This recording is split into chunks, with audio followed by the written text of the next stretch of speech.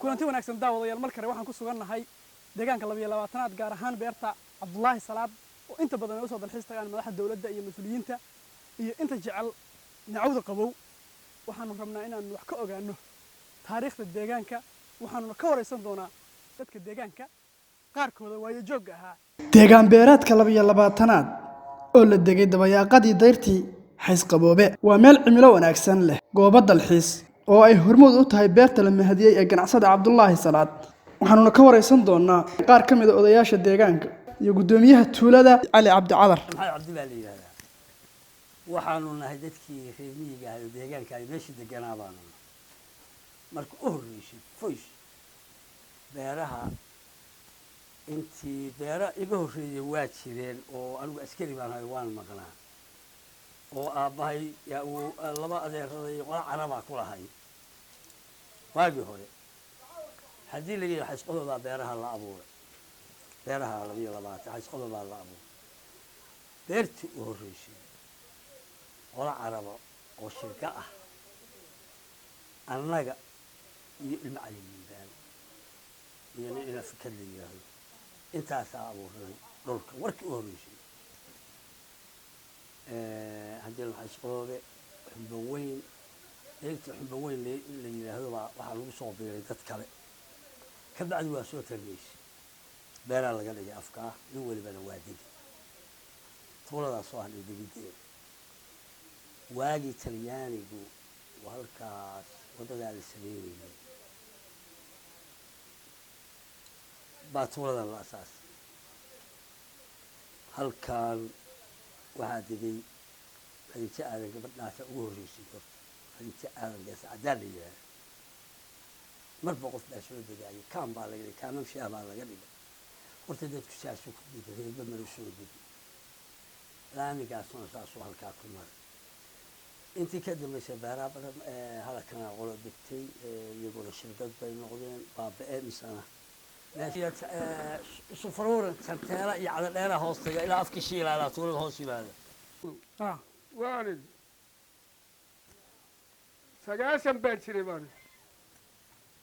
يصدح ديرارة سجاسم يصدح سنو وقال لسه اسمير بانكو سنة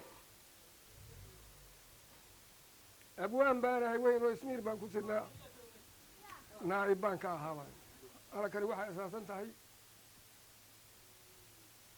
أفر يصدق سنة أفر يصدق سنة maxaa lagu dagay marka hore wax lagu diiday buuj ma wixii lagu dagay deegaankan Soomaalidu waa hore meesha biyo u dagi jirtay daaqsin bay u dagi jirtay waxyaalo badan baa loo dagi jiray beerhay baan wahay beeraley baan wahay dadana ma hay meesha wadada sheegan lay marisi meesha tan waxa iska hay banaan beeraley baan wahay ummadana waxa weeye haddii ay tabar daran tahay waxa weeye dawladdu waa fiirisaa ma garanaysaa hay'adaha macna malo dawladda xukunta hay'adaha dawladdu hadday tiraahdo war meesha wax ka qabta hay'adu waxbay ka qaban karaan aan ka bixiyo war kooban oo deegaanka ku saabsan warkaas oo ah deegaanka waa tuulada 22 hadda aan joogno tuulada 22 ilaa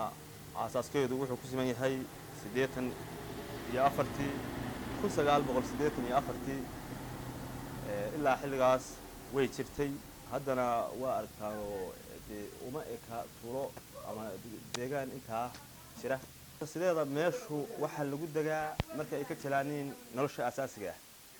waxaa ka mid ah waxbarashadii waxaa ka mid ah caafimaadkii waxyaalahaas oo dhan ma leh qofkii halkan waa lagu dhashaa dugsi quraan laba qolo oo dadweynuhu intay isku tashadeen ay dhisteen bay leedahay weelada dugsi quraan masaajid waa leedahay waxa weeye waa meeshan waa lagu dhashaa magaaladii waxaan u jirnaa 22 kilomitir qof walba wuxuu eexinayaa magaaladii meeshii halkan uu ka dhisi lahaa guryo nolosha asaasiga ka raadin lahaa wuxuu ula guurayaa qof walba magaaladii marka waxa ugu weyn oo hortaagan waa dhawaanshaha ay ku dhowdahay magaalada oo qofkii raba inuu iskuul galo ama waalidkii raba inuu carruurtiisa wax baro magaaladu la aadaya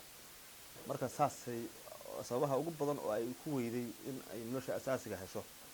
taasaa sababtay 20 baan jirnaa waan leeyahay waa dhaweyna meesha magaca waan ku bedelay oo waxaan u bixinay dayax la wanqalkeedana waa idinku yeeri doonaa haddii lahayd sida idinka muuqata beertan waxaa ka soo go'a dalagyo kala duwan oo ay ka mid yihiin babayga